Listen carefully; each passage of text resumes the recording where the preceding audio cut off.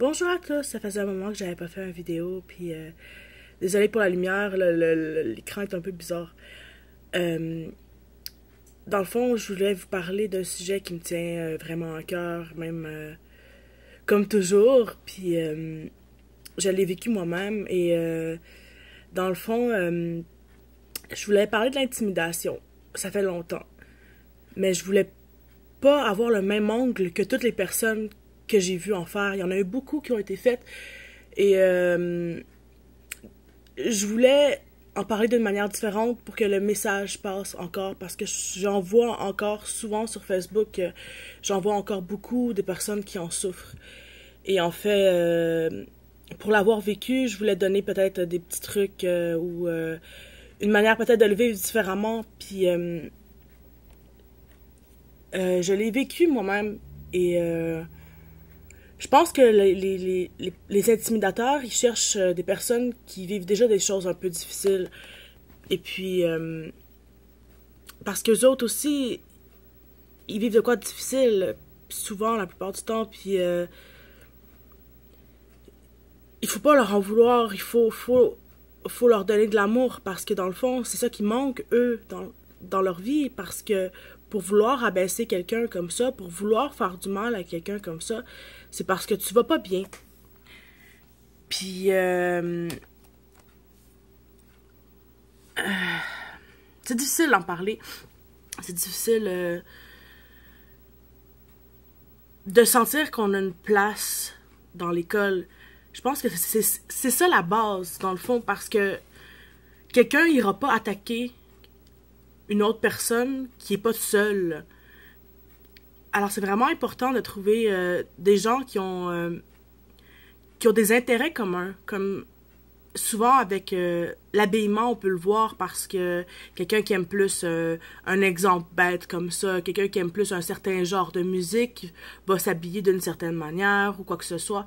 Et c'est plus facile de trouver quelqu'un qui nous ressemble comme ça. Mais si on en voit aussi... si vous en voyez dans votre école ou quoi que ce soit et que vous voyez qu'il y a quelqu'un qui se fait intimider, qui se fait faire de la violence verbale ou quoi que ce soit, si vous le dénoncez, si vous dites « Qu'est-ce que tu fais là, mon gars? » ou quoi que ce soit, la personne, elle va avoir moins le réflexe de le faire si l'autre se fait défendre. Si vous êtes deux, vous pouvez répliquer plus facilement, sans violence. Il y a une manière de le faire pour pas envenimer la situation. En parler, même si souvent, malheureusement, encore, les écoles ne font pas grand-chose. Il y a une tolérance zéro, mais pourtant, il n'y a pas grande action qui se font. Puis ça, depuis que je suis jeune, j'en ai vu des personnes qui ont été victimes même de menaces et tout, et que les professeurs faisaient, ben là, tu l'as cherché, donne-leur pas de jus, tu t'aides pas, pis tout, pis qu'il y a rien qui se fait. Mais dans le fond, parlez-en à vos parents, parlez-en aux plus vieux de l'école ou quoi que ce soit. Vous pouvez vous trouver des amis qui sont plus vieux, puis peut-être qu'eux, ils peuvent vous défendre un peu sans violence, parce que la violence, ça règle rien. Ça règle rien du tout. Puis...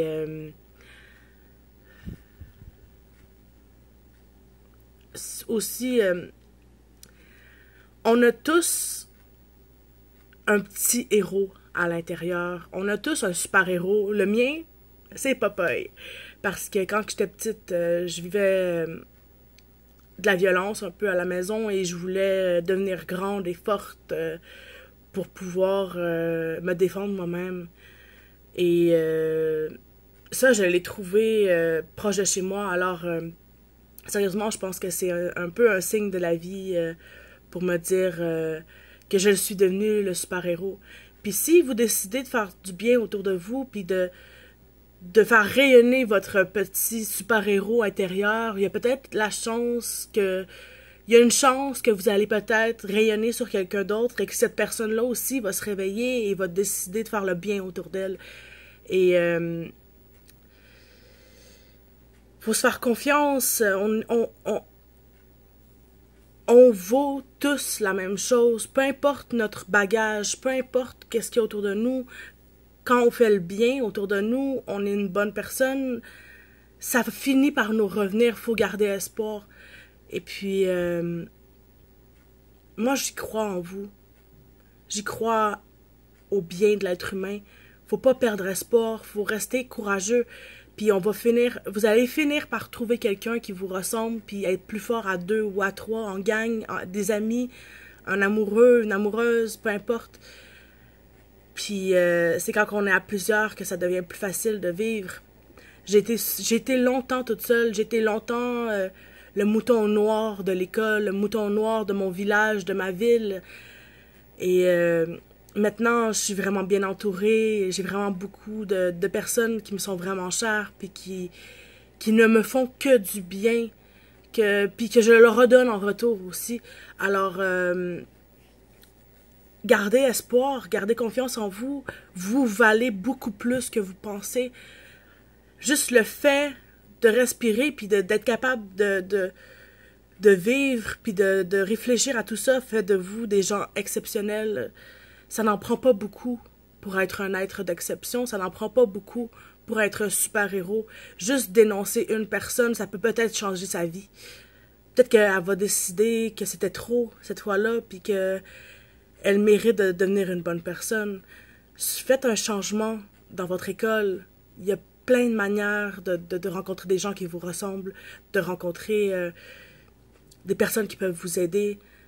Puis faites-vous confiance. Je pense que si moi j'ai été capable, j'ai passé 10 ans à avoir personne.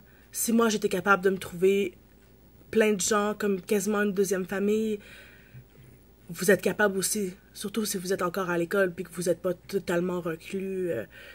L'intimidation, faut y mettre un stop. Tout le monde ensemble, avec de l'amour. Passez une belle soirée. Je vous aime.